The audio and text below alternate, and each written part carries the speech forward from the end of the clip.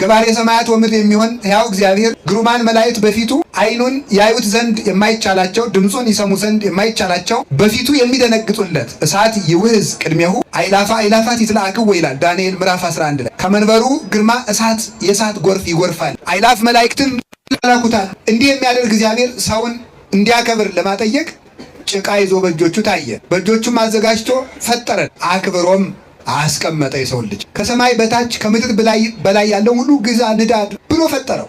ራሱን አስመስሎ ፈጥሮ አዘጋጅቶ ንጉሥ ሁን አለ። በኋላ ይህን ሁሉ ሰጥቶት ግን አንድ ነገር ይቀረው ነበር። ያም ማነው? ሰው ነው። ሰው ማለት በነገራችሁ ላይ ሰው ማለት የከበረ ባህሪ ማለት ነው። የከበረ ባህሪ፣ የከበረ አካል ማለት ነው። ይገባችኋል? ለእናንተ እንግዳ አይሆንባችሁ ማለት አይደል?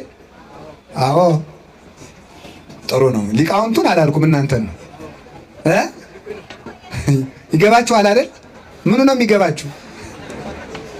ከገባችሁ ትምህርቱን ላቁም ማለት ነው። ስለዚህ ሰው ማለት የከበረ ባህሪ ነው ብለናል። ምንድነው የከበረ ባህሪ ማለት? የከበረ አካል ማለት ነው። አካል ማለት ዘያክል በቂ ማለት ነው። በቂ ለማየት የሚበቃ ዓይን፣ ለመስማት የሚበቃ ጆሮ፣ ለመጨበጥ የሚበቃ እጅ፣ ለመዳሰስ የሚበቃ እግር፣ ለማሰብ የሚበቃ ልብ፣ ለማሰላሰል የሚችል ሕሊና፣ በቂ ፍጡር ማለት ነው። አካል ማለት በቂ ማለት ነው። ስለዚህ የሰው ልጅ በቂ ነው፣ ውብ ነው። እግዚአብሔርን ከመምሰል በላይ መልክ ስለሌለ የሰው ልጅ በቂ ውብ ነው። እንዲያውም ሰሎሞን ምን ይናገራል? እኔ በምድር ላይ ይላል እግዚአብሔር ሰዎችን መልካም አድርጎ እንደፈጠራቸው በምድር ላይ ያየሁት መልካም ነገር ይህ ብቻ ነው። የእግዚአብሔር ሰው የእግዚአብሔር መልክ ነው፣ ውብ። ኢትወስክ ህብረ በዲበ ህብርከ ዘወሀበከ እግዚአብሔር አመ ፍጥረትከ ያሉት ለዚህ ነው። እግዚአብሔር በተፈጠርክ ጊዜ በሰጠ መልክ ላይ መልክ አትጨምር። አስመስሎ ስለፈጠረክ ከዚህ በላይ ምን መልክ ያስፈልግሃል? የውበት መጨረሻ እግዚአብሔር ነው። የመልክ መጨረሻ እግዚአብሔር ነው። የማየት መጨረሻም እግዚአብሔር ነው። ሰው ሀገር ሊያይ ይናፍቃል፣ ዘመድ ሊያይ ይናፍቃል፣ ቤት ሊያይ ይናፍቃል፣ እውቀት ሊያይ ይናፍቃል፣ መልአክ ሊያይ ይናፍቃል፣ ሰማይ ሊያይ ይናፍቃል። እግዚአብሔርን ሲያይ ያርፋል ልቡ። የማየት መጨረሻ የማየት ጥጋብ እግዚአብሔርን ማየት ነው። ዓይን የሚያርፈው እግዚአብሔርን ሲያይ ነው። ለዚህ እኮ ነው አይተን የማይበቃል አይደል? ወጣቶች ስንቱን አያችሁት? በቅቷችኋል?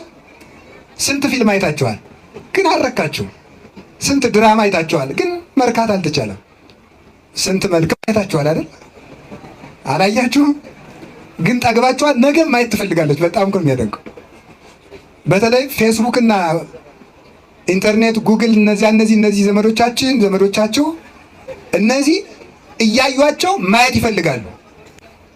እንግዲህ የተማሩ ሰዎችም እንደሚሉት ሰዎች ፌስቡክ እና ኢንተርኔትን አይተው እንዳይጠጉ በሚያማልሉ ብርሃናት ተቀምመው የተሰሩ ናቸው። ከ16,000 በላይ ቀለማት ኢንተርኔት ውስጥ አሉ። የሱን አየ አይናችን ለምን አያርፍም ካላችሁኝ እግዚአብሔርን እስኪያይ ድረስ አያርፍም።